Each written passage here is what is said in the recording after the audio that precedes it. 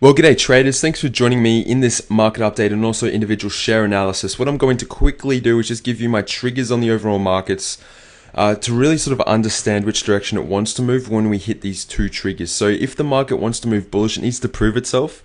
It needs to really establish and prove itself above 16,665. When and if we do hit that, that's when I'll be turning bullish in the market. If in fact we decide to roll over and we move below 16,014, then my perspective on the market is obviously going to change to that of a bearish sort of channel continuation and consolidation. As you can see, if I just change the pen color, you can see that natural oscillation, and it's only logical to assume that if we break below that intraday support level, that intraday movement in candlesticks, then we're just going to naturally again oscillate down to old support. So very neutral in the markets. That also translates to the S&P 500. Very similar. This is holding above resistance and support, holding above old resistance and holding as new support, which is more or less bullish.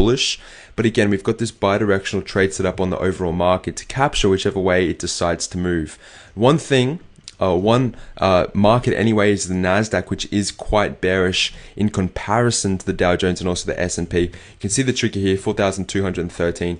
Ultimate sort of support levels are down here, 4,100, and then also about 3,900. That's the second target, or 3,970. So more bearish on the Nasdaq, and again that sort of translates to a lot of our individual top 12 shares which we follow here at our pivot point trading. So first of all is Apple. It's not really doing much, waiting for a break above 552 and 507. Amazon was a fantastic trade last week. 359 was the entry. Target was $344. So a lot of the traders at pivot point made a lot of money trading Amazon. Baidu was another share also, 163.47, target 152.78. Quick little bearish move on those puts. A lot of happy students here at pivot point again, cashing in on these individual trade setups. Caterpillar looks to be breaking out. So we've got two bearish trade setups, one on Amazon, one on Baidu. Caterpillar is bullish. This is in a different direction.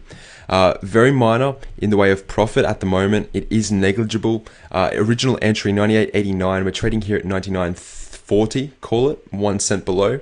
So it's really only about 31 cents of profit on those call options. But again, there's a lot of upside potential all the way up to about $103 a share. And this is where, again, those call contracts are really going to appreciate in value. So very excited about that one.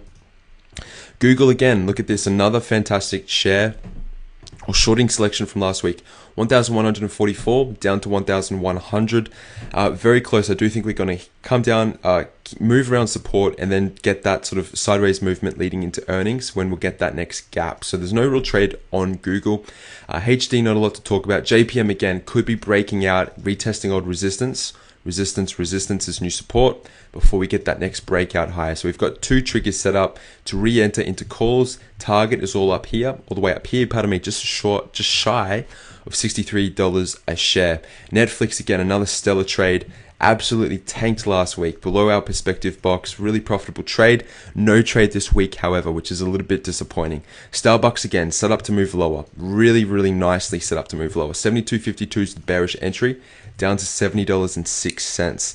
XOM breaking out bullish, and this is the final one in our top 12 individual trade list, breaking out above $97.53. It looks really good, up to about $100 a share. So if you want to learn how to do this for yourself, sign up at pivotpoint-trading.com, get a scholarship, get the first 8 lessons for free, 12 hours of trade content to get you on your way to understanding how markets actually move and how the technicals are applied, to become a profitable trader. So all the best, everyone. I'll catch you during the week for that midweek market update. All the best. Goodbye.